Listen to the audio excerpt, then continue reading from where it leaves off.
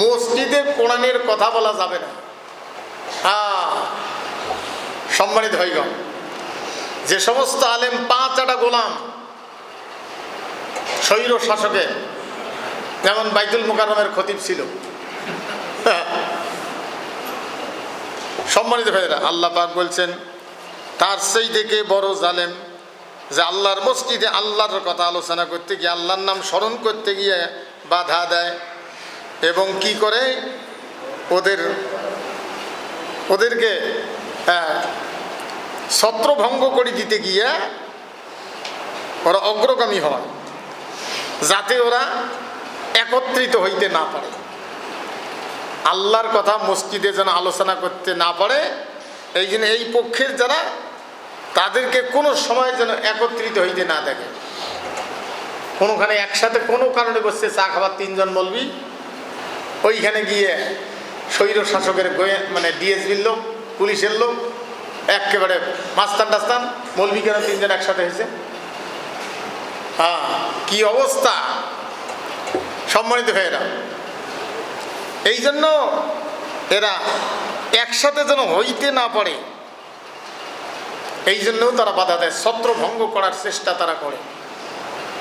সম্মানিত ভাইগণ, আল্লাহ রাব্বুল আলামিন জানাই দিয়েছেন তাদের অপেক্ষা বড় জালেম আর কি হইতে পারে। সবচাইতে বড় জালেম হলো ওটা যারা মানুষের তৈরি করা আইনের পাটি করে আল্লাহর কিতাবকে মসজিদে আলোচনা করতে গিয়ে বাধা দেয়। এর হলো সবচাইতে বড় জালেম। ডাইরেক্ট কোরআন কেসা কাহিনীর বর্ষ নিয়ে কি করবেন? আজকে তো কেসা দিয়ে ভরা, বুঝছেন না?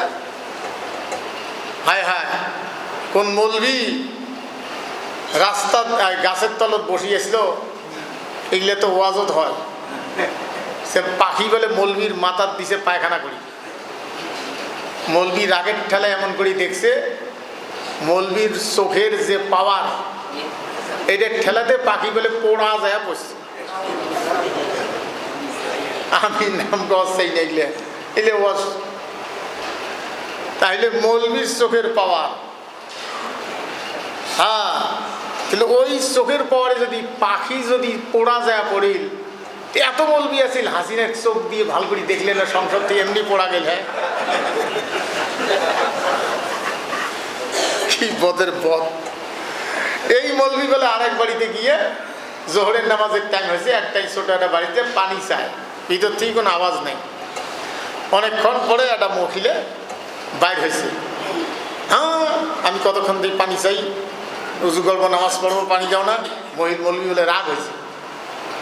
মহিলা বলে ফির মৌলবি কইছে, মৌলবি এটা রাগ হয়ে লাভ নেই, এটা পাখি মারার ঘটনা নয়। কথা বলে কত সুন্দর লাগলো, কিন্তু বলেন তো এটা কোরআন না হাদিস? কোরআনও নয়, হাদিসও নয়।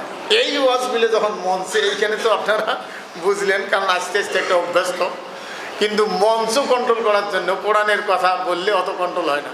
এই ওয়াজ যখন সাজে গুজে বক্তারা করে, আর শ্রোতা বাপরে বাপ, এরকম ওয়াজ আর হইলে, যেগুলো কোরআনেও নেই, হাদিসেও নেই। আইরে দুনিয়া, আল্লাহ এখানে জানায় দিয়েছেন এই সবচাইতে বড় জালিম হলো সে, অথচ তার অন্তরে কোনো ভয় নাই। যাদের অন্তরে আল্লাহর ভয় নেই, উলাইকা মা কানা লাহুম আইয়াদখুলুহা ইল্লা খায়ফিন। আল্লাহর ভয় যার অন্তরে নাই, সেই লোকটা যেন মসজিদে না আসে, তার মসজিদে আসা সঙ্গত নহে। আল্লাহর ভয় যার অন্তরে নেই, তার মানে যারা মানুষের সম্পদ, ভাতিজার সম্পদ জবরদখল করে খায়, অন্যের হক খায়, ঘুষ খায়, সুদ খায়, এই লোকগুলো মসজিদে কেন আসছে? ওদের তো মসজিদে আসা ঠিক না, কারণ ওদের অন্তরে আল্লাহর ভয় নাই। ঘুষখোরের অন্তরে কি নাই? আল্লাহর ভয় নেই।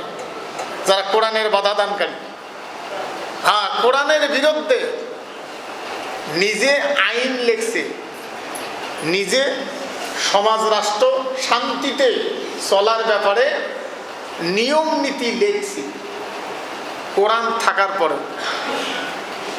যে ব্যক্তি এই কাজটা করছে, সে যতই নামাজ পড়ুক, হজ করুক, মৌলবিগিরি মারাও, মুসলমানিত্ব মারাও, সে ব্যক্তি আল্লাহর কাছে ঈমানদার না, সে ব্যক্তি মুসলমান হয় নাই।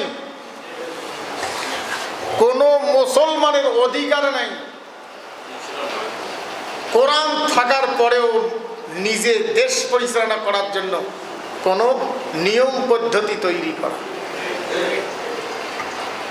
সম্মানিত ভাইয়েরা, যদি কেউ করে সে ব্যক্তি আল্লাহ বিরোধী, তাকে আরবিতে বলা হয় কাফের।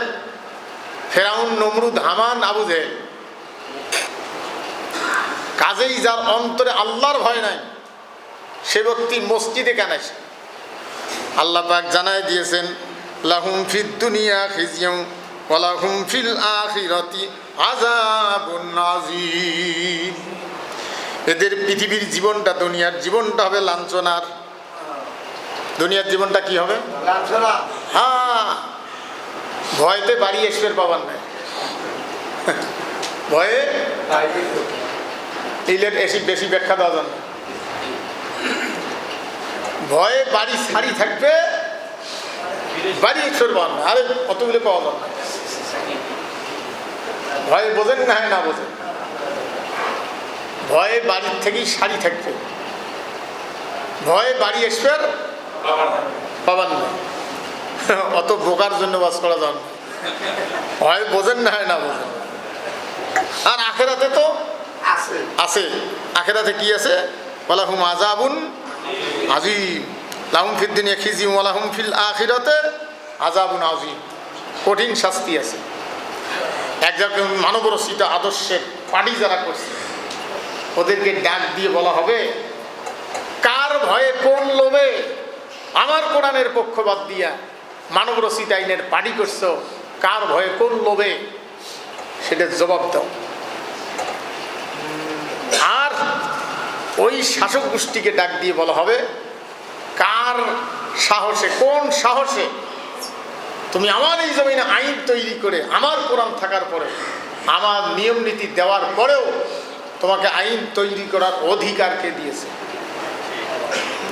জবাব দাও। যারা অনুসারী তাদেরকেও জিজ্ঞেস করবে, আর যারা আইন তৈরি করেছে তাদেরকেও জিজ্ঞেস করবে। সম্মানিত ভাই, তাহলে অবস্থাটা বোঝেন আখেরাতে কি হবে, কি অবস্থাটা হবে। এই জন্য কোরআনুল কারীম ভালো করে পড়তে হয় এবং বুঝতে হয়। গতদিন আমরা আলোচনায় ছিলাম যে মসজিদের দায়িত্বশীল কারা হবে। এখন মসজিদের দায়িত্বশীল যদি কোরআন বাদ দিয়ে আরেকজনের আদর্শের অনুসারী হয়, সে কি কোরআন বলা ভালোবাসবে? সম্মানিত ভাইয়েরা, ভালো করে বুঝান। এটা মানছি এই কথা বললেই শুধু হবে না, পরীক্ষা দিতে হবে আল্লাহর কাছে।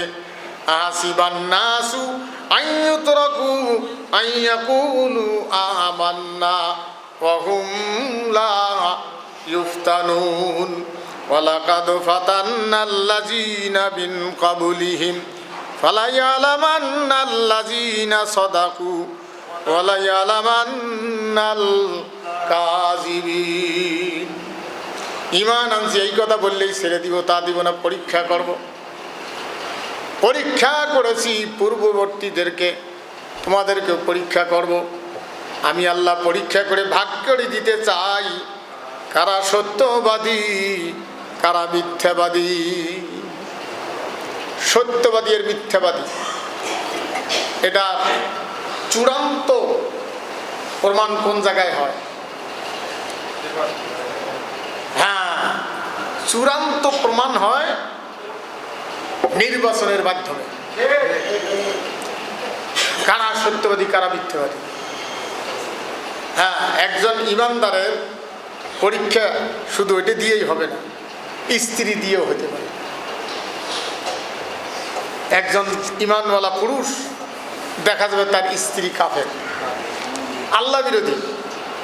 আবার ইমানওয়ালী স্ত্রী, তার স্বামী আবার কাফের, আল্লাহ বিরোধী। এই জন্য একজন মানুষের স্ত্রী দেখিয়ে আপনি তার বিচার করতে পারবেন না, সন্তানকে দেখি বিচার করতে পারবেন না। এই জন্য আল্লাহ রাব্বুল আলামিন জানায় দিয়েছেন, ইমানদার পুরুষ যারা ইমান বলি স্ত্রী পাবে কম কম পাবে, পাবে সংখ্যায় কম। স্বামী স্ত্রী দুইজনে ইমানওয়ালা ইমান বলি এটার সংখ্যাটা হবে কম। কারো কারো জীবনে এরকম হতে পারে যে স্ত্রী স্বামীটা পরহেজগার হাজি নামাজি, কিন্তু স্ত্রীটা হবে আল্লাহর আদর্শের ঘোর বিরোধী, আল্লাহর আদর্শের ঘোর বিরোধী। আল্লাহ সেই কথা জানায় দিয়েছেন, দরাবাল্লাহু মাসালাল লিল্লাযিনা কাফারু ইমরাতা নূহিন ওয়া ইমরাতা লূত কানাতা তাহতা আবদাইনি মিন ইবাদিনা সালিহাইনি ফাখানাতাহুমা ফালাম ইউগনিয়া আনহুমা মিনাল্লাহি শাইআন ওয়া কিলা দুখুলান নার মা'আদ দাখিলিন। আল্লাহ পাক কাফেরদের ব্যাপারে জানাই দিয়েছেন। আল্লাহ পাক বলেন কাফেরদের জন্য নূহের স্ত্রী লূতের স্ত্রী এর দৃষ্টান্ত আল্লাহ পাক দিয়েছেন। নূহ আলাইহিস সালাম লূত আলাইহিস সালাম দুইজনে ছিলেন আল্লাহর নবী, তাদের দুইজনের স্ত্রী ছিল আল্লাহর বিরোধী। আল্লাহ বিরোধীর আরবি কি?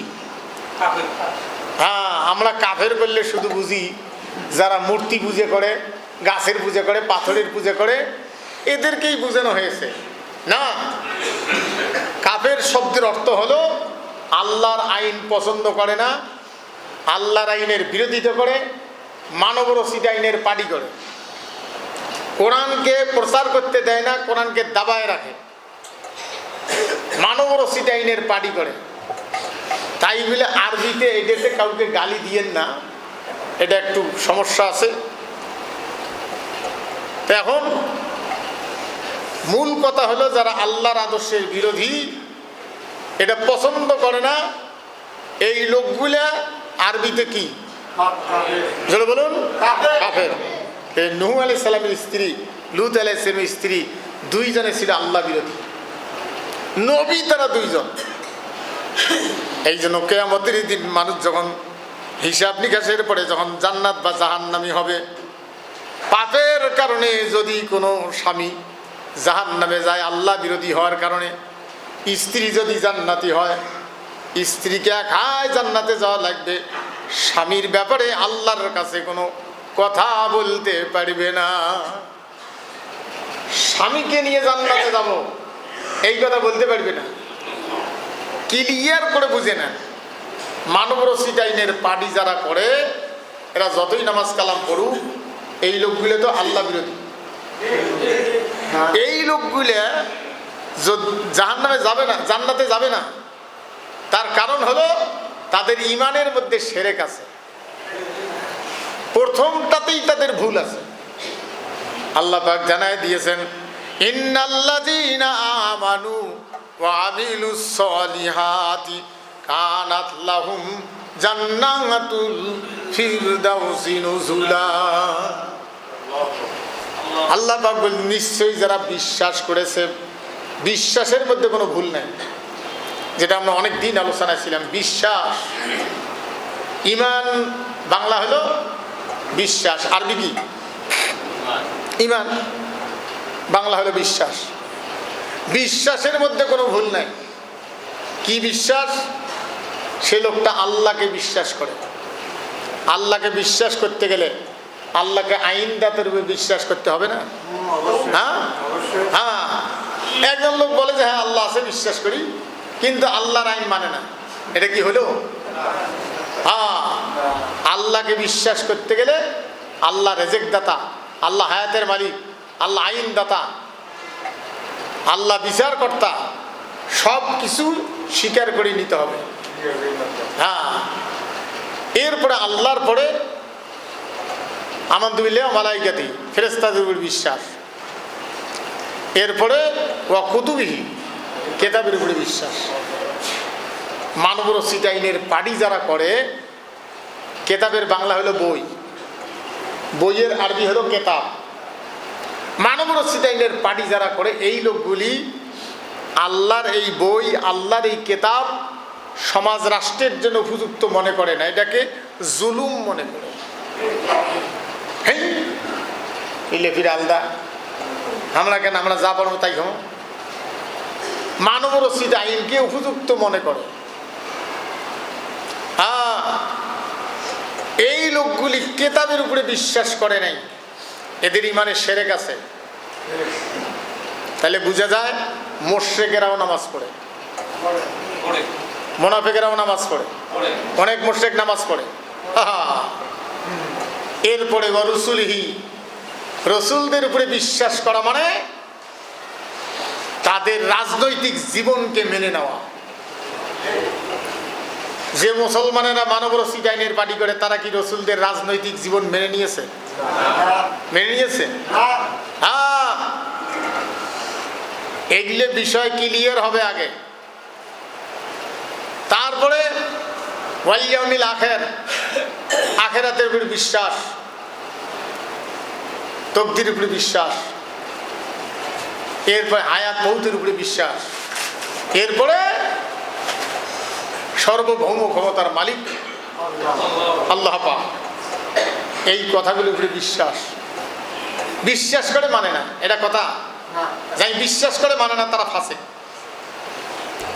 সম্মানিত ভাইগণ, লূত আলাইহিস সালামের স্ত্রী আল্লাহর আদর্শের উপরে বিশ্বাসী ছিল না, সমাজ রাষ্ট্রের জন্য উপযুক্ত মনে করে নাই। এটা লূত আলাইহিস সালাম তাকে নিয়ে সংসার করে গেছে, তাই বলে এখন কোনো কাফের নারীকে নিয়ে সংসার করবেন সেটা বলা হয়নি। নবী তার জীবনের শেষ মুহূর্ত পর্যন্ত দাওয়াতের দায়িত্ব ছিল বিধায় আল্লাহর বিধান ছিল। নূহ আলাইহিস সালাম 950 বৎসর পর্যন্ত দাওয়াত দিয়েছেন, অনেকে গ্রহণ করছে, নিজের স্ত্রী গ্রহণ করেন, নিজের সন্তান গ্রহণ করেন। সেই জন্য অনেক বাপ আছে হাজি নামাজি পরহেজগার, লোকটা ভালো কিন্তু বেটা গাঞ্জা খায়, স্ত্রী বদের হাড্ডি, বদমেজাজি, তার ভয়তে বাড়ির বিয়েল পর্যন্ত দোয়াই নিষ্পরি পালায়। সম্মানিত ভাইগণ, এরকম কোন স্ত্রীর অবস্থা নিয়ে ওই লোকটার সমালোচনা করা যাবে না, লোকটা কষ্ট পায়। তার বেটার চরিত্র দেখিয়ে বাপের সমালোচনা করা যাবে না, কারণ বাপ এখন কি করে, পেটের জায়গা দিয়েছে, হাড়ির জায়গা দেওয়া লাগে।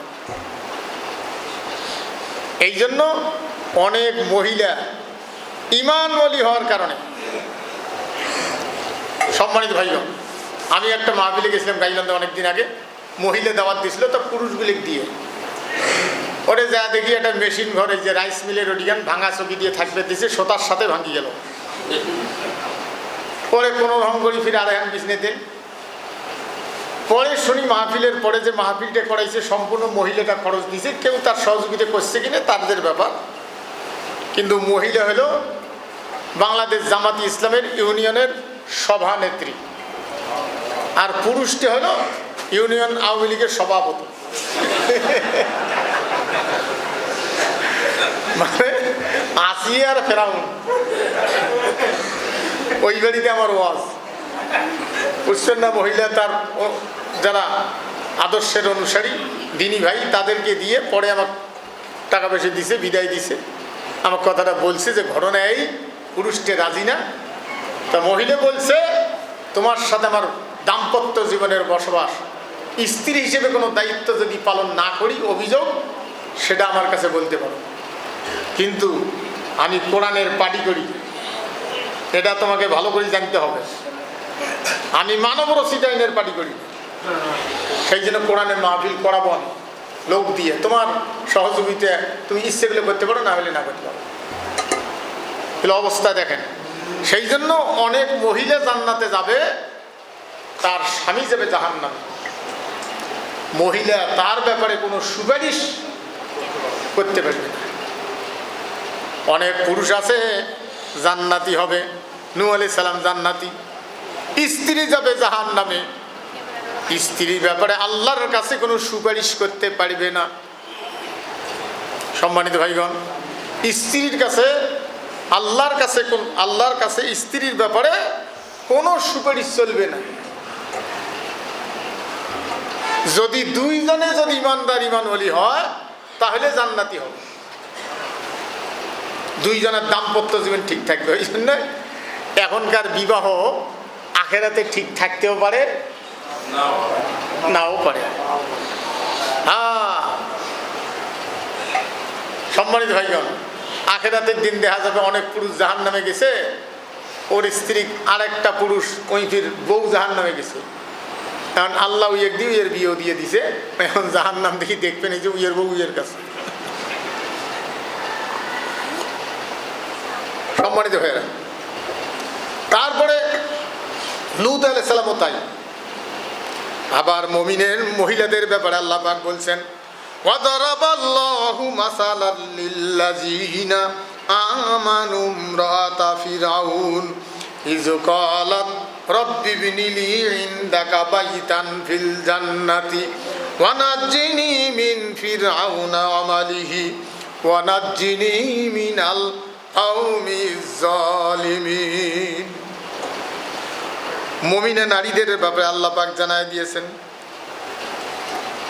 আসিয়া ছিল একজন মুমিনা স্ত্রী, বিশ্বাসী নারী, আর তার স্বামী হলো ফেরাউন। স্বামী হলো ফেরাউন, আল্লাহ বিরোধী। আসিয়াকে বলছে আমার পার্টি করো। আসিয়া বলছে যে না, তুমি আইনদাতা না, আইন তৈরি করার অধিকার তোমার নাই।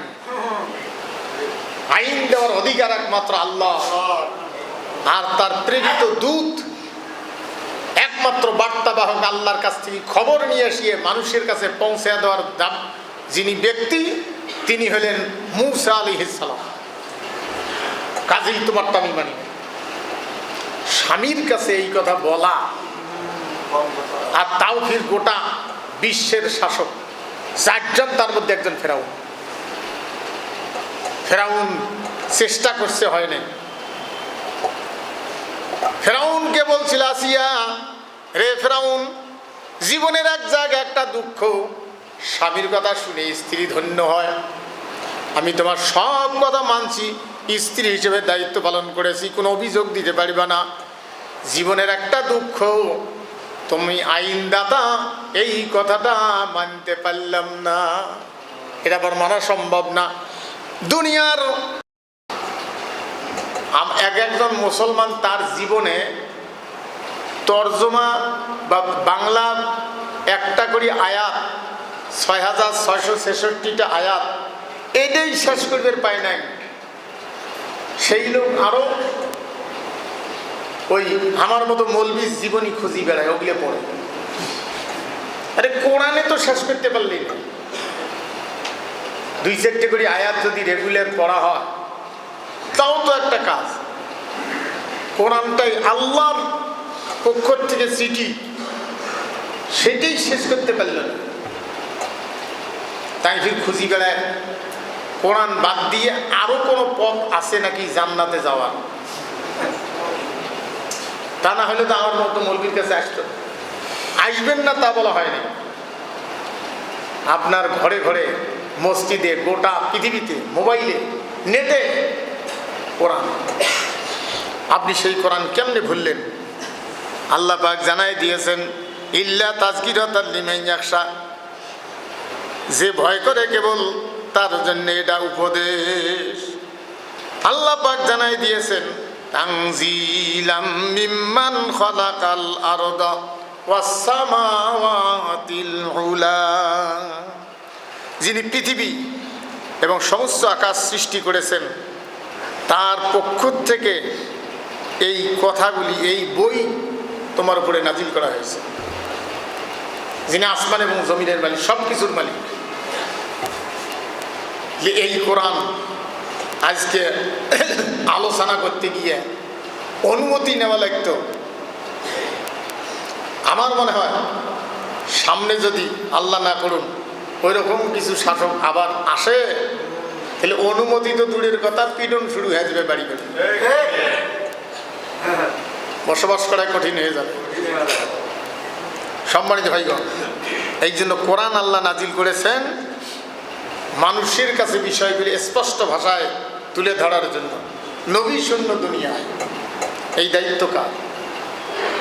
আমাদের এখন আমরা তো শুধু নামাজ পড়ি, প্রত্যেক দিন একটা করে আয়াত কোনো মানুষের সামনে সপ্তাহে একদিন একটা আয়াত কোনো না কোনোভাবে, হয়তো পান খেতে গিয়ে অনেক কথার ভিতরে একটা আয়াত আলোচনা করা, যে কোরআনের ভিতরে এই কথাটা আছে, এরকম করিয়েও আলোচনা করা বা কোরআন নিয়ে বসা, সপ্তাহে একদিন বা দিনে শেষে এশার নামাজ পড়িয়ে এই 5-10 মিনিট বসিয়ে একটু যে একটা আয়াত এটার আলোচনা করা, তো 5 মিনিট বা 10 মিনিট একজন আলোচনা করলেন, সবাই মিলে শুনলেন। এটাও তো নাই, এটা তুলে দেওয়ার জন্য আবার কি করছে এক শ্রেণীর মানুষ, কোরআন বাদ দিয়ে আর এখন বইটির মেম্বার হচ্ছে। হ্যাঁ হ্যাঁ, তাহলে বোঝেন কোরআন সহ্য করতে পারে না নামাজি, মেম্বারে থাকবে কোরআন। যে এশার নামাজ পড়িয়ে দিন শেষে অথবা ফজর পড়িয়ে দিনের শুরুতে, হে বসো তাড়াতাড়ি একটা আয়াত 5-7 মিনিটের ভিতরে একটা আয়াত, শুধু এটার মূল বক্তব্যটা আলোচনা করে চলে যায়। এরকম চর্চা আমরা মুসলমান করি না, নামাজিরে করি না।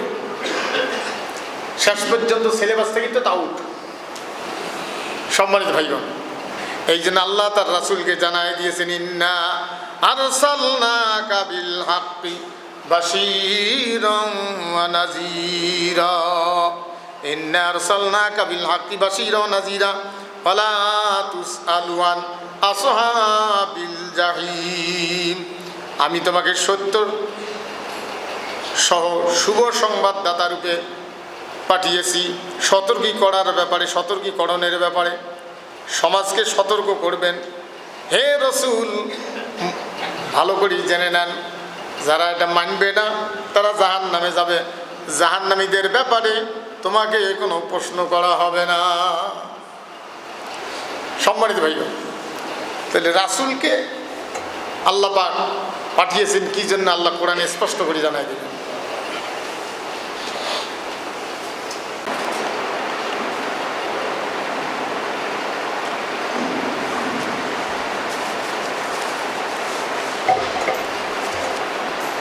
আসসালামু আলাইকুম ওয়া রাহমাতুল্লাহি ওয়া বারাকাতুহু। নাহমাদুহু ওয়া নাস্তাঈনুহু ওয়া নাস্তাগফিরুহু ওয়া নু'মিনু বিহি ওয়া নাতাওয়াক্কালু আলাইহি ওয়া নাউযু বিল্লাহি মিন শুরুরি আনফুসিনা ওয়া মিন সাইয়্যাতি আ'মালিনা। من يهد الله فلا مضل له ومن يضلله فلا هادي له ونشهد أن لا إله إلا الله وحده لا شريك له ونشهد أن سيدنا ومولانا محمدا عبده ورسوله الذي أرسله بالحق بشيرا ونذيرا وداعيا إلى الله بإذنه وسراجا منيرا. أما بعد فقد قال الله تعالى في كلامه المجيد: أعوذ بالله من الشيطان الرجيم بسم الله الرحمن الرحيم إنا أرسلناك بالحق بشيرا ونذيرا ولا تسأل عن أصحاب الجحيم. وقال الله تعالى في شان رسول الله صلى الله عليه وسلم: إن الله وملائكته يصلون على النبي يا أيها الذين آمنوا সাল্লু আলাইহি ওয়া সাল্লিমু তাসলিমা। আল্লাহুম্মা সাইয়্যিদিনা মাওলানা মুহাম্মদ ওয়া আলা আলি সাইয়্যিদিনা।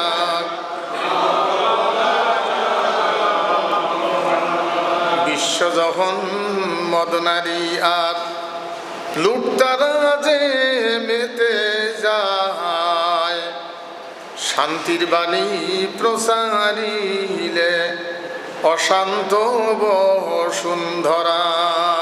আল্লাহুম্মা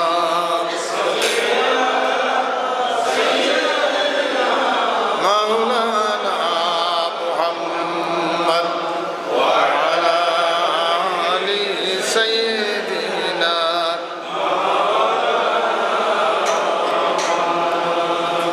সম্মানিত দ্বীনি ভাইরা, মহান আল্লাহ তাআলার দরবারে সর্বপ্রথম শুকরিয়া আদায় করতেছি, যিনি আমাদেরকে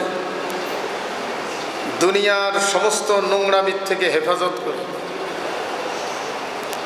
তার পবিত্র ঘর মসজিদ, আজকে জুমার নামাজের প্রস্তুতি নিয়ে মসজিদে সুস্থ অবস্থায় হাজির হওয়ার তৌফিক দান করলেন।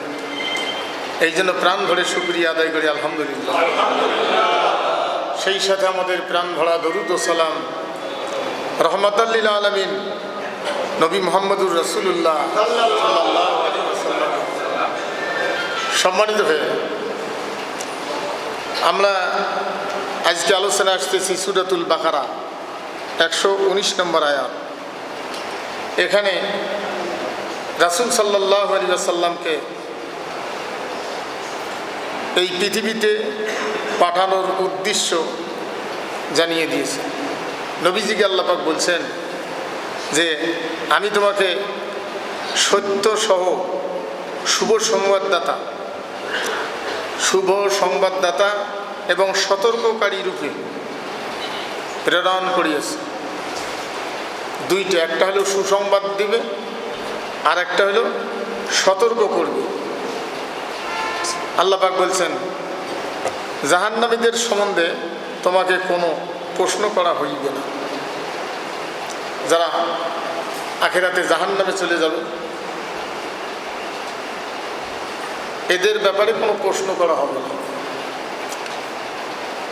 তা সতর্ককারী আল্লাহর পক্ষ থেকে প্রত্যেক নবী রাসূল, তার মধ্যে আমরা যার জীবন আদর্শ অনুসরণ করব আল্লাহ তার উপরে এই কোরআন নাজিল করে তাকেই জানায় দিয়েছেন। সতর্ক করবে কি? সতর্ক করবে এই পৃথিবীতে অশান্তি সৃষ্টি করার মতো যত কর্ম আছে এগুলো ক্লিয়ার ব্যাখ্যা দিবে। এই জন্য কোরআনের আরেকটি নাম হলো ফুরকান, ন্যায় এবং অন্যায় পার্থক্য করার জিনিস। এই জন্য আল্লাহ সূরা আরাফের মধ্যে আল্লাহ পাক বলছেন রাসূল সাল্লাল্লাহু আলাইহি ওয়াসাল্লামকে আল্লাহ পাক বলছেন যে এই কোরআন বলতে গিয়া, এই কোরআন মানুষের কাছে বলতে গিয়া আপনার অন্তরে যেন কোনো দুর্বলতা না আসে। আলিফ লাম মিম সাদ কিতাবুন উনজিলা ইলাইকা ফালা ইয়াকুন ফি সাদরিকা হারাজুম মিনহু লিতুনজিরা বিহি ওয়া যিকরা লিল মুমিনিন। আল্লাহ পাক বলছেন নবীজি তোমার নিকট এই কিতাব অবতীর্ণ করেছি, এই কিতাব পাঠাইয়েছি তোমার কাছে, তোমার মনে যেন এ সম্পর্কে কোনো সন্দেহ তো না, কোনো দুর্বলতা, মানে এটা প্রচার করতে গিয়ে আপনার মনে যেন কোনো দুর্বলতা না আসে, এর দ্বারা সতর্ক করার ব্যাপারে, এই কোরআন দ্বারা সতর্ক করার ব্যাপারে কোনো মানুষকে ভয় করা, কোনো দুর্বলতা এটা যেন আপনার না আসে, আল্লাহ পাক বলছেন ওয়া যিকরা লিল মুমিনিন, এটা মুমিনদের জন্য হলো উপদেশ, বিশ্বাসী যারা তাদের জন্য উপদেশ। তাহলে কোরআন নাজিল করেছেন আল্লাহ পাক মানুষকে, সমাজের ভিতরে অন্যায় যে সমস্ত কাজ মানুষকে অশান্তি দেয়, শান্তিতে ঘুম পাড়তে দেয় না, নিরাপদে ব্যবসা করতে দেয় না, নিরাপদে চলতে দেয় না, এক শ্রেণীর সন্ত্রাস মার্কা মানুষের কাছে সমাজ জিম্মি হয়ে থাকে, যারা পৃথিবীতে অন্যের হক কেড়ে খেতে ভালোবাসে। পৃথিবীতে কেউ নিজেরটা মানুষকে খাওয়াইতে পারলে তৃপ্তি পায়, আরেক শ্রেণীর মানুষ হলো অন্যের হক কেড়ে খেলে খাইতে পারলে তারা তৃপ্তি পায়। এই দু শ্রেণীর মানুষ সম্মানিত ভাইগণ, এখানে অন্যের হক প্রতিষ্ঠিত করার জন্য আসছে ইসলাম। মানুষের হক যেটা ন্যায্য অধিকার, এই জন্য মানুষের কাছে বিষয়গুলি তুলে ধরতে গিয়ে সমাজের কোথায় কোন নোংরামি আছে, কোথায় দুর্বলতা আছে, এটি ক্লিয়ারভাবে তুলে ধরতে গিয়ে আল্লাহ তার রাসূলকে বলছেন যে কোনো দুর্বলতা যেন না আসে। আল্লাহ রাব্বুল আলামিন অন্য সূরার মধ্যে বলছেন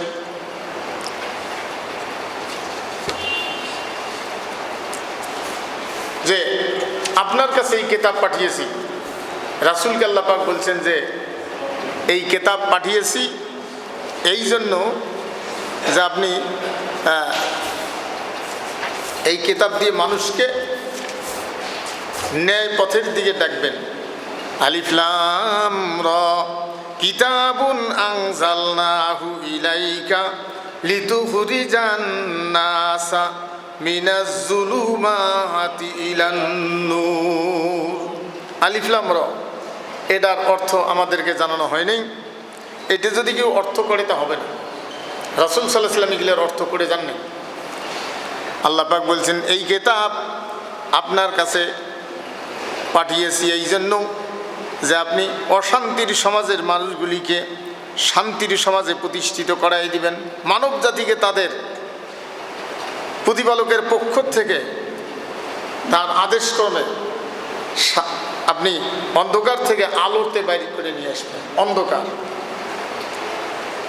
এই কাজগুলি করতে গিয়ে রাসূল সাল্লাল্লাহু আলাইহি ওয়াসাল্লাম প্রথম এই বিষয়গুলি নিয়ে দাওয়াত দিলেন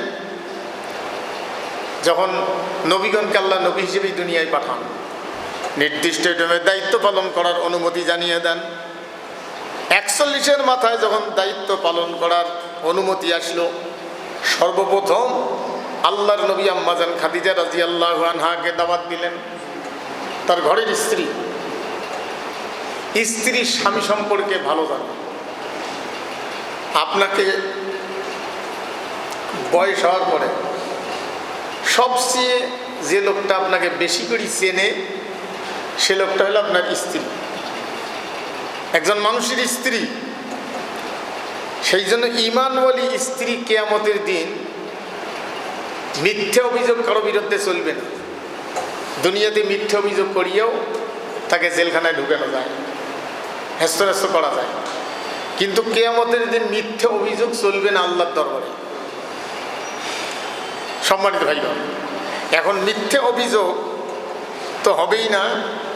ঈমানওয়ালী নারী কোনো স্বামীর ব্যাপারে যদি কিয়ামতের দিন বলে যে আমার স্বামী একজন ভালো মানুষ ছিল, ঈমানদার লোক ছিল, চরিত্রবান লোক ছিল, হারাম কামাই করেনি, মিথ্যে কথা বলেনি, এই বিষয়গুলি যদি আল্লাহর কাছে বলে তাহলে মুক্তির সম্ভাবনা আছে স্ত্রী।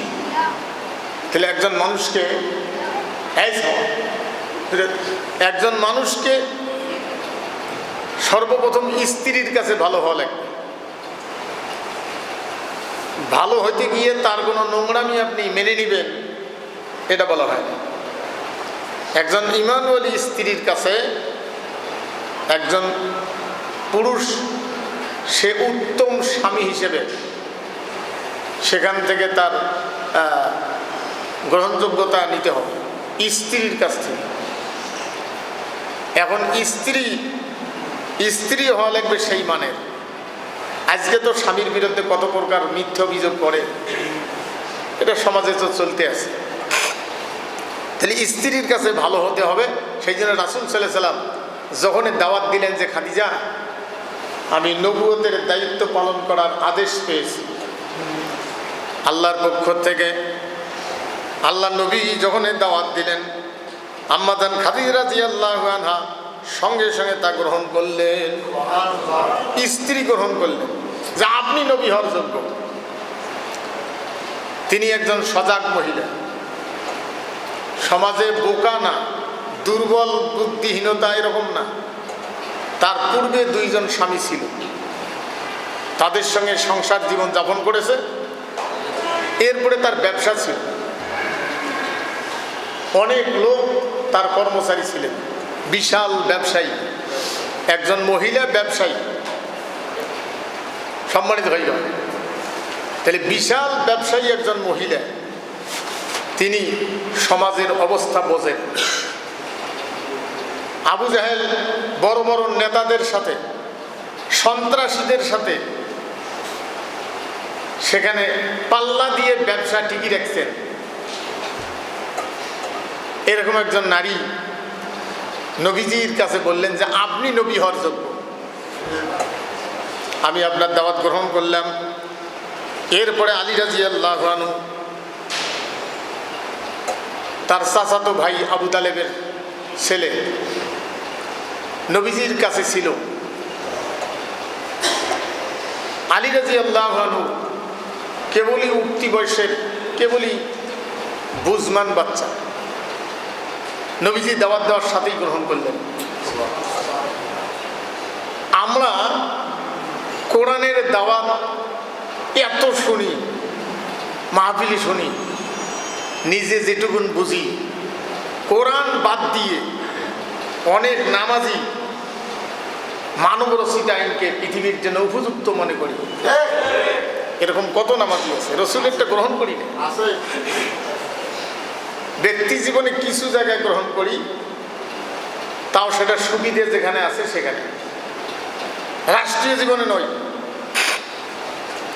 আর তারা বুঝেছে রাসূলকে স্বীকার করা মানে লা ইলাহা ইল্লাল্লাহ, আল্লাহ ছাড়া কোনো বিধানদাতা নেই, কারো আইন চলবে না। আলী রাদিয়াল্লাহু আনহু ছোট্ট বাচ্চা গ্রহণ করলেন। 3 নম্বর গ্রহণ করলেন আবু বকর রাদিয়াল্লাহু আনহু। তিনি একজন ব্যবসায়ী, কাপড়ের ব্যবসায়ী, হয়তো আরো কোনো ব্যবসা ছিল নাকি, কিন্তু একজন ব্যবসায়ী। নবীজির সাথে তার বন্ধুত্ব ছিল,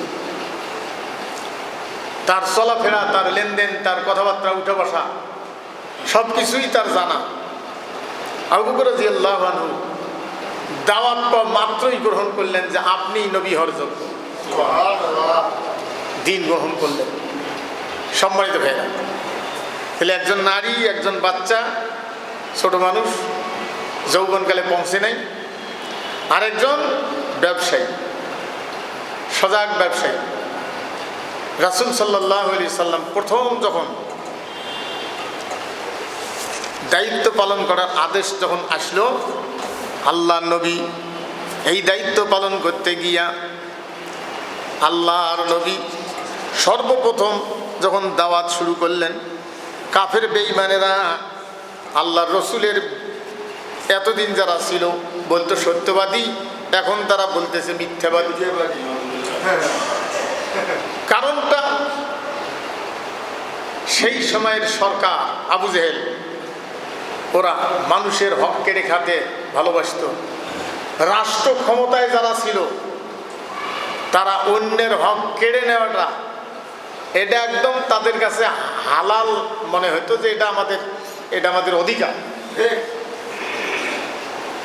যারা মানুষের হক খায়, ব্যবসার্থী, চান্দা নেয়, যত কিছু আছে, অবৈধ রোজগারকারী যারা, এরা ক্ষমতায় গেলে মনে করে যে সব কিছুই আমরা যা করব তাই। কারোর কাছ থেকে টাকা ছিনিয়ে নেওয়া, কোনো নারীর ইজ্জত হরণ করা, কাউকে মারি ফেলা, কথা বলতে না দেওয়া, সন্ত্রাসের রাজত্ব কায়েম করেছে, যেটা করছিল দীর্ঘ 15 বছর স্বৈরাচার হাসিনা। দীর্ঘ 15 বছর এটা চলে গেছে, এখনো লেবুর মরে নাই। গতকালকেও আপনারা দেখছেন একটা লোককে পাথর ঢালাইছে, ওইভাবে যে কায়দায় পূর্বে মারছিল আরেকটা, আর দুইটাকে একটা জবাই করছে, আর একটা 10-এর সামনে দোকানের ঢুকি মারি ফেলেছে। এই যে আপনার গাজীপুর। মানুষের কোনো হয়তো 2-4 দিন মানুষের একটু কথাবার্তা মুখে আলোচনা হবে, সব শেষ। তাইলে একজন মানুষের জীবনের নিরাপত্তা সমাজ থেকে হারিয়ে যায় কিছু মানুষের কারণে, কারণ তারা তো আসলে মানুষ না। আল্লাহ পাক তাদের ব্যাপারে কি বলছেন, তারা মানুষ না অন্য কিছু।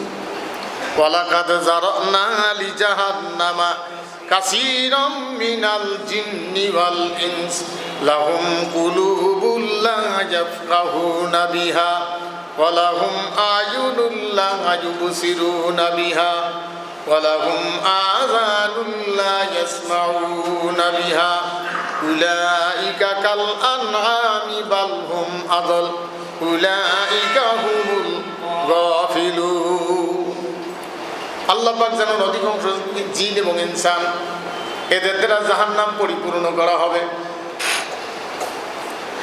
এদের 1 নম্বর কারণ হলো তাদের অন্তর দিয়েছি, বোঝার যে বিবেক দিয়েছি, এই বিবেক দিয়ে হারাম হালাল, ন্যায় অন্যায়, সত্য মিথ্যা এটা বুঝলো না, বিবেক কাজে করলো না, বিবেকহীন। সমাজে যারা এই কামগুলি করে তাদের বিবেক নাই, তাদের বিবেক মরে গেছে। আল্লাহ পাক এরপরে বলছেন ওয়ালাহুম আয়ুনুল লা ইউবসিরুনা বিহা, তাদের চোখ দিয়েছি, চোখ দিয়েও জিনিসটা সত্য মিথ্যা সে বাছাই করল না, সত্যটা গ্রহণ করল না। একজন মানুষকে চোটা আঘাত করা, মারি ফেলা, বাপের সামনে বাপকে দাঁড় করায় রাখিয়ে পা দিয়ে তার সামনে মেয়েকে ধর্ষণ করা, এই তো কয়েকদিন আগের ঘটনা। কোন দেশে বসবাস করতেছে? একজন বাপের সামনে তাকে তার মেয়েকে ধর্ষণ করতেছে, এটা কি কম কথা? এগুলো শোনার পরেও মানুষ কেমনে থেমে আছে? আরেকজন ব্যবসায়ীকে বাড়ি ঢুকিয়ে তাকে বাঁধিয়ে তার চোখের সামনে তার স্ত্রীকে ধর্ষণ করে, এটাও তো কয়েকদিন আগের ঘটনা। আপনার স্ত্রীকে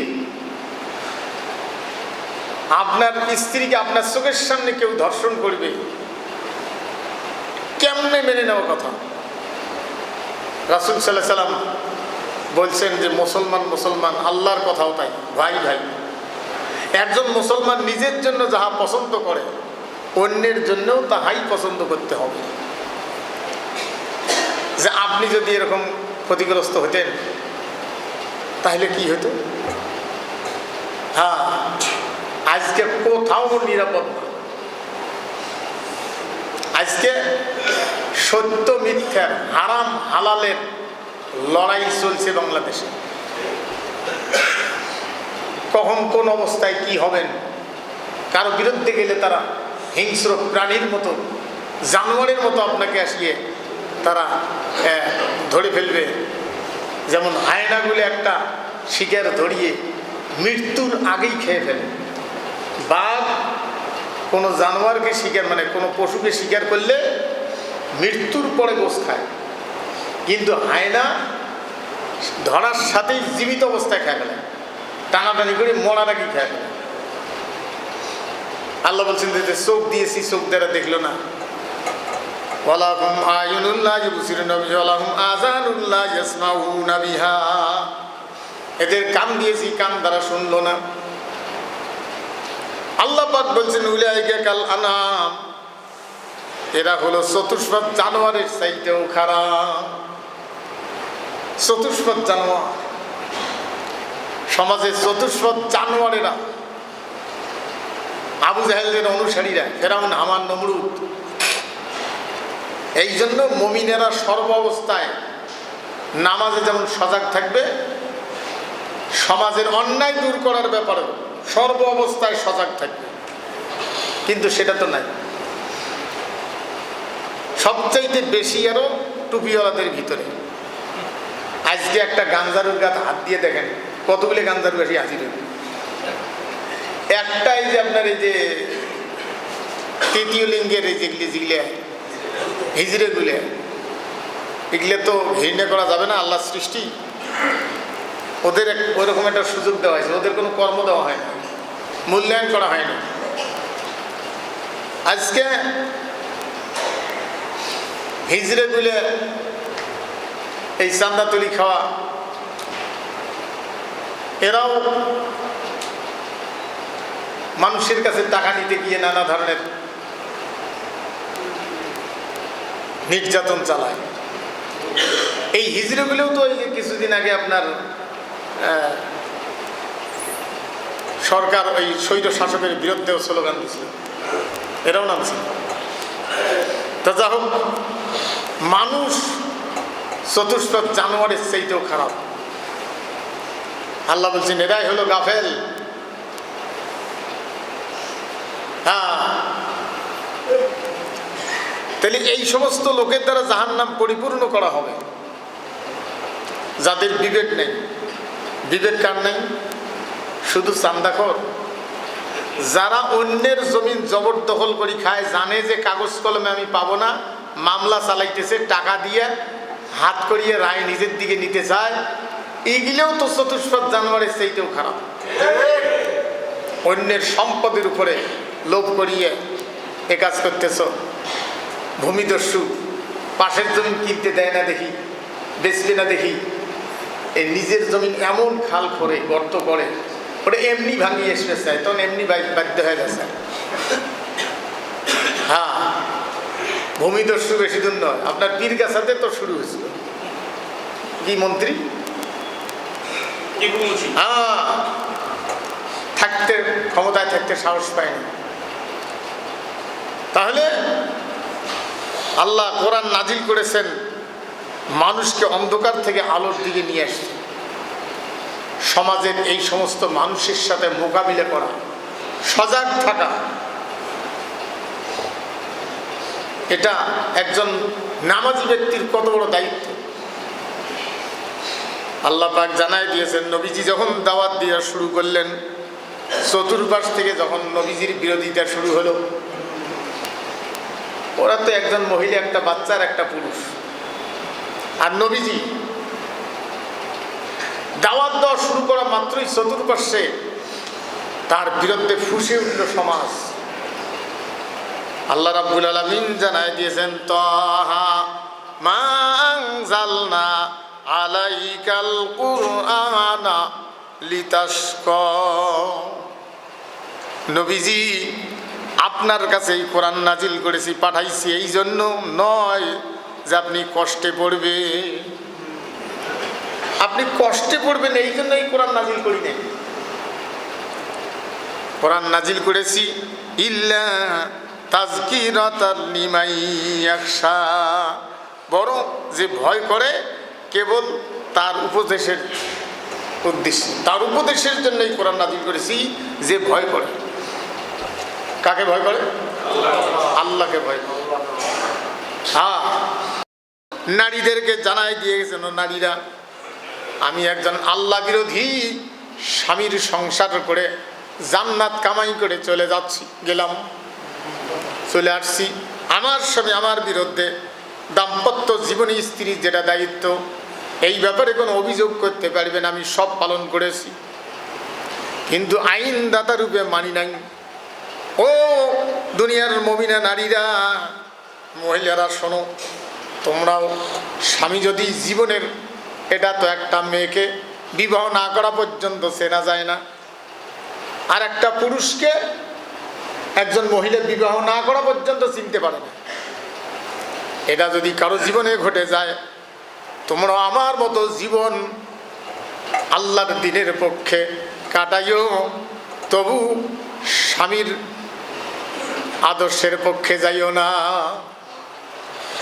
ফেরাউন শোনার পরে অনেক চাপ দিয়েছে, অনেক চাপ দিয়েছে, হয়তো জেলখানায় রাখছে, রিমান্ডে নিছে, প্রহরী দিয়ে পুলিশ দিয়ে পিটাইছে, তারপরেও মানে নেই।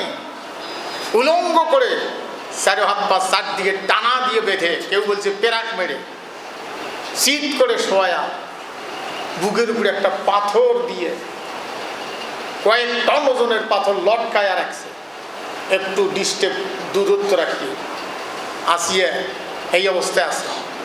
ফেরাউন আসছে দেখতে, আসিয়া এখনো ফেরো, এই যে দেখো পাথর, যদি না ফেরো এটা ধারাম করে ছেড়ে দেওয়া হবে। আসিয়া বলছে, রে ফেরাউন, শুনে রাখো, আমার জীবন দিতে পারি, তবু আল্লাহর আদর্শের অনুসারী হইতে বিরত হইতে পারি না। জীবন পরীক্ষা। আল্লাহ পাক বলছেন, আসিয়া দোয়া করলেন, রব্বি বিনিলি, কলা তো রব্বি বিনিলি। কলা যদি শুধু হয় তাহলে কিন্তু পুরুষ, গ্রামের কায়দা বোঝেন। কলাত হলে স্ত্রী। কলা রব্বি বিনিলি ইনদাকা বাইতান ফিল জান্নাতি ওয়ানাজ্জিনি মিন ফিরআউনা ওয়া আমালিহি ওয়ানাজ্জিনি মিনাল কওমিজ জালিমিন। আসিয়া আল্লাহর কাছে দোয়া করেছিল, হে আল্লাহ, তোমার কাছাকাছি। কার কাছাকাছি? আল্লাহর কাছাকাছি। সূরা তাহরিম, এটা আয়াত নম্বর হলো 28 নম্বর পারা, 10-11 সূরা তাহরিম।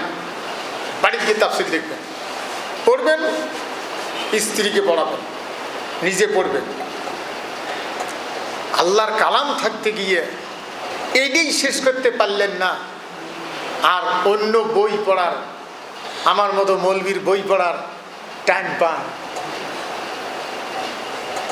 আসিয়া বলছে, হে আল্লাহ, তোমার কাছাকাছি আমার জন্য একটা ঘর নির্মাণ করে রেখে দিও, সে ঘরটা যেন তোমার কাছাকাছি হয়। কলাত রব্বি বিনিলি ইনদাকা বাইতান, বাইতান মানে কি? বাড়ি, ফিল জান্নাত, জান্নাতটা যে বাড়িটা বানাইবা জান্নাতের মধ্যে, সেই ঘরটা আমার যেটা থাকবে দিবা, সেটার জন্য তোমার কাছাকাছি হয়। আসিয়া দোয়া করছিল আল্লাহর কাছে। ও সম্মানিত ভাইগণ, এই দোয়া মনে হয় কোনো বাংলাদেশের নারী নির্যাতনের শিকার হয়ে কোরআনের পক্ষে থাকার কারণে এরকম দোয়া মনে হয় করে নাই। কোনো পুরুষ করে নাই। ফাঁসির মঞ্চে অন্যায়ভাবে মিথ্যা অপবাদ দিয়ে ফাঁসি দিয়ে বিদায় করে দেওয়া, 2 রাকাত নামাজ পড়ে উযু সহকারে হেঁটে হেঁটে যাওয়া। মতিউর রহমান নিজামিক বলছে, কালো কাপড় পরে নিয়ে বলছে এটা লাগবে না, বলে ধরি, বলছে না। ফাঁসির মঞ্চে যাওয়ার সময় বলছে কালো কাপড়টা পরা, বলছে আমার লাগবে না। তো বলছে এটা রাষ্ট্রের আইন, না হলে আমার একটু সমস্যা হবে। তখন তিনি হয়তো রাজি হয়েছেন মনে হয় শেষবারের মতো, কাছাকাছি যাওয়ার পর। একজন মানুষ দিনের দায়ী হিসেবে, তাদের জানা ছিল জাকারিয়া আলাইহিস সালামকে করাত দিয়ে মাথা থেকে পা পর্যন্ত ছিঁড়ছিল, কিন্তু স্বৈর শাসকেরা এত কিছু করার পরেও যুগে যুগে তাদের যে ভয়াবহ পরিণাম, কাইও ভাত ছাড়ি পালাইছে, গোষ্ঠী শুদ্ধে পালাইছে, কাইও দড়িয়ে ডুবি মরছে।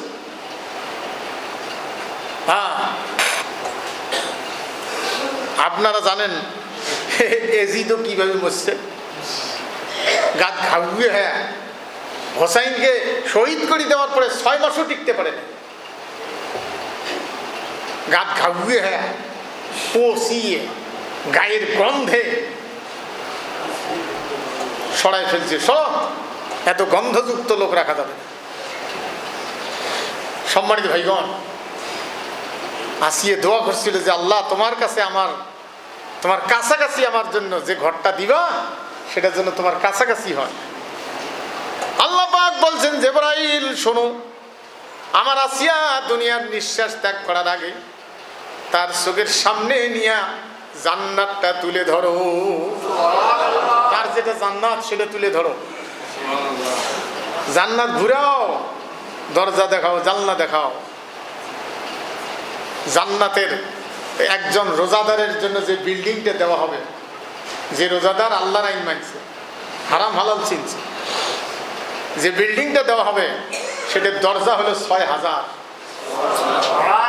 একটা রোজাদারের রোজার কারণে যে জান্নাতটা দেওয়া হবে তার দরজা হবে 6000। এগুলো বিশ্বাস করলে নামাজ পড়েন, না করলে না পড়েন, যার নাই তাই বলে ধুর, কতগুলো জায়গা আল্লাহর আছে। সম্মানিত ভাইগণ, আসিয়ে বলছে ইনদাকা বাইতান ফিল জান্নাহ, হে আল্লাহ তোমার কাছে আমার একটা ঘর রেখে দিও, কাছাকাছি যেন হয়, এবং উদ্ধার করো ফেরাউন তার দুষ্কৃতিকারী যারা তাদের থেকে আমাকে উদ্ধার করো, এই জালেম সম্প্রদায় থেকে আমাকে হেফাজত করো, উদ্ধার করো। সম্মানিত ভাইগণ, তাহলে একজন মানুষ কত বড় জুলুমের শিকার হয়ে দুনিয়ার থেকে বিদায় হয়। সেই জন্য যারা শহীদ হয় তাদের গোসলটা দেওয়া লাগে না। কেন দেওয়া লাগে না? বিষয়টা ভালো করে জানার দরকার। পৃথিবীতে যেভাবেই মৃত্যুবরণ করুক, কোনো মানুষের সাথে আল্লাহর দেখা হয় না, কিন্তু যারা শহীদ হয় মানবরচিত আইনের বিরুদ্ধে লড়াইয়ে আল্লাহর আইনের পক্ষে থাকিয়ে যারা শহীদ হয়, এদের আল্লাহর সাথে দেখা না হওয়া পর্যন্ত তারা মরে না, তাদের জীবনটা যায় না, আল্লাহর সাথে তাদের দেখা হয়। হাদিসে আছে যে পিঁপড়ে কাটলে যেমন, চিমটেলে যেমন, এইটুকুন কষ্ট নাই। সম্মানিত ভাইয়েরা, কেন গোসল দিতে হবে না? আপনার সন্তান ছোট বাচ্চা কেবল বসে, অন্ধকারে দাদি নিচে তাও কান্দে থামে না, নানি নিচে তাও কান্দে থামে না, বাপ নিচে, ভাই নিচে, বোন নিচে থাকে না, কুচিয়ের মতন ভেকড়া হয়, থাকবেন না। অন্ধকারে মা থালি নাজিয়ে আসিয়ে টিউবওয়েল পাতে হাতখানি গুছিয়ে অন্ধকারে কোলে নিয়েছে, সাথে সাথে বাচ্চা চুপ, মায়ের হাতের চামড়া বাচ্চার গায়ে লাগার সাথেই বাচ্চা বুঝতে পারছে যেটা আমার মা, সাথে সাথেই চুপ। সম্মানিত ভাইয়েরা, এই জন্য আজরাইল যদি কেউকে ধরে, আজরাইল এই যে সূরা নাজিয়াত পড়ি দেখেন, আজরাইল আসার আগে কিছু ফেরেশতা আসিয়ে ওই রূপ বাঁধে বা ধরে টানা হেঁচড়া করা শুরু করে। কোনো কোনো ফেরেশতা এই যে নৌকাগুলো যে আগে ছিল, এটা বুঝতে গিয়ে আপনাদের সহজ করতেছি আমি। নৌকাগুলো আগে শ্যালো মেশিন বাইর হওয়ার আগে বোটে ঠেলিয়ে এই হেইয় হেইয় করে যেত, অথবা বড় একটা বাঁশ নৌকের মাঝত লাগা থাকতো, নগুন, ওইটার মাথার বাঁশ বান্ধি আর রশি বান্ধিয়ে 100-200 হাত রশি 3-4 জনে ঘাড়ত করে ধরি কাছাড়ে কাছাড়ে কাছাড়ে কাছাড়ে টানতে। এই যদি স্রোতের পাশে হইলে সহজ, আর উজেন পাশে হইলে যে কি কঠিন। এরকম টানতে গিয়ে লোকগুলো ভেকড়া হয়। শুনে নাজিয়াত পড়ি দেখেন, আল্লাহ বলছেন ওই সমস্ত ফেরেশতাদের কসম যারা মানুষের রুহুকে ধরিয়ে এইভাবে ডুব দিয়ে টানে। মৃত্যু সহজ না, ডুব দিয়ে টানে। আল্লাহ সেই ফেরেশতার কসম করছে। আমি যে আলোচনায় ছিলাম সেটা হলো আজরাইল যেটা ধরে সেটা পায়খানা পেশাব করে হাড়ের ভিতর থেকে ক্যালসিয়াম পর্যন্ত লোমের গোড়া দিয়ে বাইরে হয়ে যায়, এই জন্য গোসল দেওয়া লাগে। আর যেটা আল্লাহর রাস্তায় যারা শহীদ হয়, এই জীবনটা আজরাইল নেয় না, আল্লাহ নিজ হাতে উঠায়া নেয়। এই জন্য দুনিয়ার মানুষ আর তাকে গোসল দিতে হয় না। কাউকে গুলি করে মারছে, সোডায় মারছে, ফাঁসি দিয়ে মারছে, আর গোসল দিতে হবে না।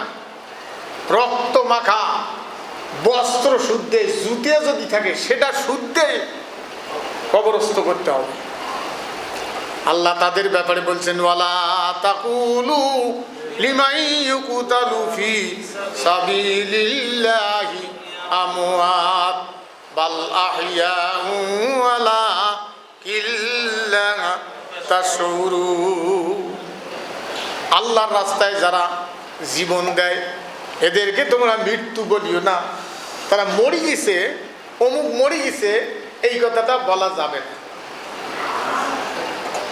ডাইরেক্ট কোরআন বলতে হবে শহীদ হয়ে গেছে। শহীদ মানে কি? মানে শাহাদাত শব্দের অর্থ সাক্ষ্য দেওয়া, জীবন দিয়ে রক্ত দিয়ে আল্লাহর রাস্তায় সাক্ষ্য দিয়ে গেছে। সেই জন্য দুনিয়াতেই তিনটে জবাব, যেটা আমরা অন্যদিন কতদিনের আগের দিন আলোচনায় ছিলাম, তিনটে জবাব দিতে হয়। একটা হলো আমার রব হলো আল্লাহ, আমি হারাম খাই না, মিথ্যা বলি না, গীবত গাই না, কাউকে ভয় পাই না। আমার রব হলো আল্লাহ, আমার জীবন ব্যবস্থা হলো ইসলাম, আমি ইসলামের পার্টি করি। 3 নম্বর বলতে হবে যে আমার নেতা সলিমউদ্দিন বসিরউদ্দিন জরিনা সকিনের রাজনীতি করি না, আমার নেতা তারা না, আমি যে আদর্শের, যার আদর্শের রাজনীতি করি তিনি হলেন মুহাম্মদুর রাসূলুল্লাহ। 3টা বিষয় দুনিয়ার জীবনেই মানুষকে জানাই দিয়ে কবরে যেতে হবে। এই জন্য কবর যাওয়ার পরে ওই প্রশ্ন ফির নতুন করে করিয়ে এটা বলতে গিয়ে একটু ফ্যাকড়া সৃষ্টি হবে, ওই জন্য আমি বেশি না করি। পরে করবেন যে কবরের আযাব বিশ্বাস করে না, করি তো, কিন্তু কব্বরত তো নয়, আযাব হলে 2 জায়গা, ইল্লিন আর সিজ্জিন। কিছু কিছু মুফাসসির গবেষণা করেছেন যে ইল্লিনটা হলো আল্লাহর আরশের ঠিক নিচ বরাবর কাছাকাছি। একজন রূহকে নিয়ে ফেরেশতারা প্রথম আসমানের দরজায়, দরজা বন্ধ থাকবে, বলবে খোলো, ওখানে বলে কে? বলে অমুকের রূহ নিয়ে আসছে। বলছে ঠিক আছে খুলতেছি, তার কারণ তার ব্যাপারে আল্লাহর পক্ষ থেকে আমাদের কাছে চিঠি আসছে, তার রূহকে নিয়ে আসলেই দরজা খুলে দিব। আর জাহান্নামী যারা হবে এদের রূহকে নিয়ে যায় দরজা খুলতে বলবে যে না, তার ব্যাপারে কোনো অনুমতি আল্লাহর পক্ষ থেকে আমাদের কাছে আসে নাই, কাজে আসমানের দরজা খোলা হবে না, ওকে সিজ্জিনে নিয়ে যাও। সম্মানিত ভাইগণ, তাহলে যারা আল্লাহর রাস্তায় যারা জীবন দেয় এদেরকে গোসল দিতে হয় না, কারণ আল্লাহ নিজ হাতে জীবনটা উঠায় নেয়, এই জন্য গোসল দেওয়া লাগে। এই অবস্থায় কিয়ামতের দিন হাসরের ময়দানে রক্ত মাখা জামা, আহত শরীর, ক্ষতবিক্ষত দেহ নিয়ে হাসরের ময়দানে উঠবে, রক্ত মাখা। আর শহীদ যারা হবে, হইছে যারা হইবে, এদের একটা সাইড হবে, লাইন হবে, সামনের সারিতে কলেমার পতাকা নিয়ে দাঁড়িয়ে থাকবেন আমির হামজা রাদিয়াল্লাহু আনহু, রসুলের আপন চাচা, যার কলিজা পর্যন্ত কাফেরেরা চাবাইছে, মগজ বের করে চাবাইছে, খাইছে। আল্লাহর নবী বিষয়টা কঠিনভাবে ধৈর্য ধরতে পারেন নাই, কান্নায় দুর্বল হয়ে পড়েছে। আমির হামজা রাদিয়াল্লাহু আনহু কলেমার পতাকা নিয়ে সামনে থাকবে, পিছনে পুরুষ নারী শহীদ যারা তারা লাইন হয়ে দাঁড়াবে। এরা একটু অগ্রসরের দিকে হবে, আল্লাহ তো জানে। ফেরেশতাদেরকে বলবে ওরা কোথায় যায়, ওরা কারা। ফেরেশতা গিয়ে বলবে তোমরা কারা? বলে আমরা শহীদ, আল্লাহর রাস্তায় জীবন দিয়েছি, আমরা শহীদ। ধীরে ধীরে যাচ্ছে। কোথায় যাও? বলে জান্নাতের দিকে যাই। বলে ওদেরকে ডাকো। আল্লাহ বলবেন তোমরা কারা?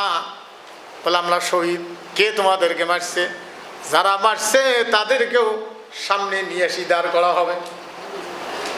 আমার আইনের পক্ষে থাকার কারণে তোমরা কেন মারছো?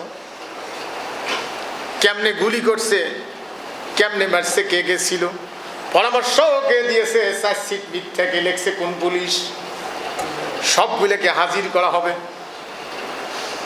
এবার আল্লাহ পাক বলবেন তোমরা কোথায় যাও? শহীদরা বলবে আমরা জান্নাত যাই। যে হিসাব দিবে না? বলে আমরা হিসাব দেব না। জীবনের জন্য গাড়ি, জীবনের জন্য নারী, জীবনের জন্য বাড়ি, এই প্রিয় জীবনটা আমরা তোমার জন্য দিয়ে আসছি, আমরা হিসাব দেব না। আল্লাহ পাক বলবেন আমিও কোনো হিসাব নেব না, যাও বিনা হিসেবে বিনা বিচারে আমার জান্নাতে চলে যাও। এই জন্য গোসল দিতে হবে না, কারণ স্বয়ং আল্লাহ নিজ হাতে নেয়। সম্মানিত ভাইগণ, আব্দুল্লাহ বিন, শেষের নামটা ভুলে গেলাম, উহুদের যুদ্ধে যাবে রাসূল, একজন ল্যাংড়া সাহাবী, একটা ঠ্যাং ঠিক মতো নাই। এই সাহাবী যুদ্ধে যাবে, বয়স্ক লোক। আল্লাহর রসুলের এই সাহাবী যুদ্ধে যাবে। ছেলে বলছে তুমি না, স্ত্রী এর কি করছে, তুমি বড় সুপুরুষ, মনে হয় যুদ্ধে গিয়ে খুব পারিবা। একটু মানে টেরিয়ে ঘুদে মার্কা কথাবার্তা বলছে। ছেলে বলছে আব্বা আমি যাই। বাপ বলছে না, আমি বার্ধক্য আঘাত করে আমাকে দুর্বল বানিয়ে ফেলছে, এমনি তো একটা পা ডিস্টার্ব আমার, আমি জিহাদের ময়দানে যাই। তার কারণ হলো আমার পরবর্তীটা, আমি চলে যাওয়ার পরে তুমি আমার একমাত্র ছেলে, তোমার 10টা বোন আমি রেখে গেলাম, এদের খাওয়া দাওয়া, বিবাহ, এদের যাবতীয় ব্যয়ভার বহন করার দায়িত্ব হলো তোমার। 10টা মেয়ে রেখে যাচ্ছি। স্ত্রীকে ডাক দিয়ে একদিকে দাঁড় করাইছি, বেটিগুলোকে আরেক দিকে দাঁড় করাইয়া, ছেলেটাকে গায়ের কাছে ডাক দিয়া যুদ্ধে যাওয়ার মুহূর্তে বলছে বাবা আমার ভুলে যেও না, এদের উপরে নির্যাতন করিও না, ভুলে যেও না।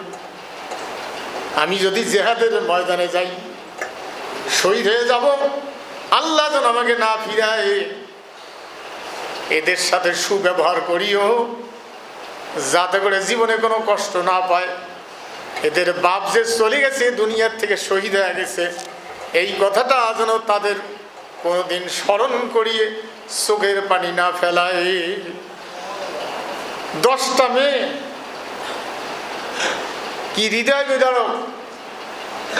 10টা মেয়ে বার্ধক্য আঘাত করে, বাপের তেমনি ঠ্যাং একটা দুর্বল, জিহাদের ময়দানে যাচ্ছে। ভাইয়ের হাতে 10টা মেয়েকে তুলে দিয়ে যাওয়া। কিসের বিরুদ্ধে লড়াই করতেছে? যাতে পৃথিবীতে হারামখোর না থাকে, যাতে পৃথিবীতে মানুষ খুনি না থাকে, যাতে পৃথিবীতে কোনো মানুষ তার ইজ্জত না হারায়, যাতে কোনো মানুষ তার সম্পদ না হারায়। খুনিদের হাত থেকে, জালেমের হাত থেকে এই পৃথিবীকে মুক্ত করার জন্য আল্লাহর আইন দিয়ে দেশ পরিচালনা হবে, এই উদ্দেশ্যে জিহাদের ময়দানে যাচ্ছে। 10টা মেয়েকে নিয়ে এসে, এই একটি মাত্র ছেলে, মাসও 11 জন, 12 জন, এই সংসার হাতের উপরে চালাইতে হবে। বোনদের বিবাহ দিতে হবে, তাদের কাপড় চোপড়, ঔষধপাতি, ব্যয়ভার। ইমান কারে কয়? একটা উঠে সবাই মিলে উঠায় দিল। উঠ যদিও বসছে, কিন্তু ল্যাংড়া মানুষ, উটের উপরে উঠতে পারে না। এই লোক সাহাবী জিহাদের ময়দানে গিয়ে শহীদ হয়ে গেলেন। আল্লাহর নবী তার লাশ সাহাবায়ে কেরামগণ দাফন করার সময় উটের উপরে উঠায় ভাবছেন তার বাড়ির কাছে এনে দাফন করবে। উটের উপরে উঠায়া যখন বাড়ির দিকে টানে, উট বসিয়ে যায়, আবার উহুদের দিকে করলে খাড়া হয়ে যায়। তার মানে ওই অনল্যাংড়া সাহাবী আল্লাহর কাছে দোয়া করেছিল, আল্লাহ আমি যেন শহীদ হয়ে যাই, আমার শহীদ হওয়ার পরে আমার লাশ যেন উহুদের ময়দানেই দাফন হয়, এটা যেন আমার বাড়িতে না নিয়ে আসে। সাহাবী উট তাড়ায়, পিঠের উপরে নিয়ে লাশ নিয়ে উটটাকে বাড়ির দিকে তার করা, উট বসিয়ে যায়। রাসূল সাল্লাল্লাহু আলাইহি সাল্লাম বুঝতে পারিয়ে সাহাবায়ে কেরামগণকে বললেন, তোমরা তাকে কবর করো, এই উহুদের ময়দানেই তার যে ইচ্ছা এখানেই দাফন হবে, কবরস্থ হবে, এখানেই যেন সে শুয়ে থাকে। কাফেরদের বিরুদ্ধে লড়াই করতে গিয়ে শহীদ হওয়ার পরে এখানেই যেন শুয়ে থাকে আমার অন্ধ সেই ল্যাংড়া সাহাবী, তোমরা তার জন্য কবর খনন করো। রাসূল তাকে সেখানেই দাফন করলেন। সম্মানিত ভাইয়েরা, আজকে রসুলের সেই আদর্শের বিরুদ্ধে কত কিছু হচ্ছে। মানুষ ইজ্জত হারায়, সম্ভ্রম হারায়। গুটি কিছু লোক রিস্ক নিয়ে স্বৈর শাসকের সময় মিছিল মিটিং করতে গিয়ে ধরা পড়া, জেল খাটা। গাইবান্ধার যাইতে গিয়ে একটা বেলি ব্রিজ ছিল মাঠের হাট পার হয়ে, এখন অবশ্য ভালো ব্রিজ বানাইছে। ওই ব্রিজটার কাছে একজন যুবক শিবির করার কারণে কেবল 1 মাস হয় বিবাহ করেছে। ধরে নিয়ে গিয়ে জীবিত অবস্থায় ক্রস ফায়ার দেওয়ার আগে যারা ছিল ওখানে তারা পরবর্তীতে বলছে সবগুলো তো বেঈমান নয়, কিন্তু করার কিছু ছিল না। বলছে যে জীবিত অবস্থায় হাত পা বাঁধিয়ে পেলাস দিয়ে দিয়ে একটা করে আঙ্গুলের শিপি টানিয়ে টানিয়ে উগড়েছি ওই ব্রিজের কাছে। তবুও তারা তারপরে গুলি করে পারছে। আমার স্ত্রী আপনারা জানেন 3 জন, তার মধ্যে মেজোটা। তার সমস্যার কারণে আমি তাকে বিবাহ করেছি। তার বাচ্চা কাচ্চার লেখাপড়া দুর্দিন তার। কারণ বিধুয়াদেরকে বিবাহ না করিয়ে বিধুয়াদের বিবাহ করার ওয়াজ করা আল্লাহ নিষেধ করে দিয়েছে। ডাইরেক্ট সুরিয়া সফ 28 নম্বর করা। সেই জন্য আমার লাগাম খোলার জন্য ওটা করছিলাম, আমি দুনিয়ার শখের জন্য নয়। বলছিল যে রাতে 1টার সময় তার বাড়ির পাশেই এক যুবককে নিয়ে হাত পা বেঁধে, বলছে অনেক লোকে দৃশ্যটা দেখছে ক্রস ফায়ারে ওই পাকা রোডে কাকিনের যে রাস্তাটা যা লাগছে এই দিক থেকে মহিপুর থেকে, ওইখানে সেই যুবককে গুলি করে লাগে না, গুলি করে লাগে না, গুলি করে লাগে না, দাঁড়িয়ে আছে। আর এক জানোয়ার স্বৈর শাসকের 5টা গোলা মুখে রাইফেল লাগিয়ে দিয়ে মুখের ভিতরে যখন গুলি করছে, আল্লাহু আকবার বলে কয়লে 15 ফিট পর্যন্ত উপরে উঠিয়ে ধারাম করে করছে, গুলি করছে মুখের ভিতরে। এই স্বৈর শাসক হাসিনা যে সময় তার বাপের মুক্তির ব্যাপারে মিছিল টিছিল শুরু হয়েছিল, সেই সময় একজন যুবক তার দুনিয়ার স্বাদ, বিবাহ সব কিছু ত্যাগ করে কোরআনের পক্ষে থাকার কারণে মুখের মধ্যে গুলি যখন করছে, গুলি ঢুকিয়ে আল্লাহু আকবার বলে 15 ফিট পর্যন্ত লাফ দিয়ে উপরে ওটা ধারাম করে পড়ছে। পরে ওরা লাশ নিয়ে কোথায় ফেলে দিছে না গুম করছে, এই পর্যন্ত ওরা খবরটা জানে। আমাকে বলছিল, ও বন্ধুরা নামাজি ভাইয়েরা, আমার কি অবদান আছে ইসলামের জন্য, আপনার কি আছে খোঁজ করুন। হ্যাঁ, এই জন্য আমি বলছিলাম যারা কয়দিন আর বাঁচব, নামাজের পরে আপনার প্রত্যেক শুক্রবারে এইখানে বসবেন, গ্যাদারিং করবেন, কাই ফর্ম পূরণ করবেন, কাই নতুন করে ঢুকবেন। ইসলামী দল যদি আরও থাকে তারাও বসবেন। আমি তো আর বলিনি যে অমুকটা এখানে বসবেন, এখানে গ্যাদারিং করবেন, বসবেন, নতুন ফর্ম পূরণ করবেন। একটা মানুষ রুগী মৃত্যুর সময় আসছে, আমি দেখতে গেছিলাম, বলছিল আবে স্যার আমার জন্য দোয়া করেন, আর আমার নামটা জামাত ইসলামের খাতার তুলি নেন, কেন মরে নেই, উঠতে পারে না, বিছনায় পায়খানা করে, হয়তো শেষ সময় আসছে, আপনারা শুরু করেন। আর আজকে বলছিলাম যে আপনারা সবাই খেজুর নিয়ে আসবেন, কে আনছেন জানি না, রাজার পুকুর পানি দিয়ে মনে হয় ভর্তি হলো নাকি। এরপরে নামাজ পড়ার পরে সুন্নত খালি পড়িয়ে, চারটা সুন্নত পড়িয়ে বসবেন, খেজুর যারা আনছেন ওরা নিজেরা বন্টন করবেন, আমরা ওখানে বন্টন করিয়ে বিপদত পড়ার দরকার নেই। আর ওইখানে একজন দাঁড়ায়া স্বৈর শাসকের বিরুদ্ধে 5 তারিখের যেটা বিষয় ছিল, 5 তারিখ যদি শুক্রবার হতো তাহলে ওই শুক্রবারে, যেহেতু শুক্রবার হয় নাই, আমরা এশার নজপুর এখানে মিলাদ করছিলাম, আমরা ওখানে গিয়ে বাইরে আলোচনা করিয়ে জীবনের যত বড় স্লোগান নারায়ে তাকবীর আল্লাহু আকবার, এটা যত জোরে পান দিয়ে প্রাচীরের বাইরে বাইরে হবেন।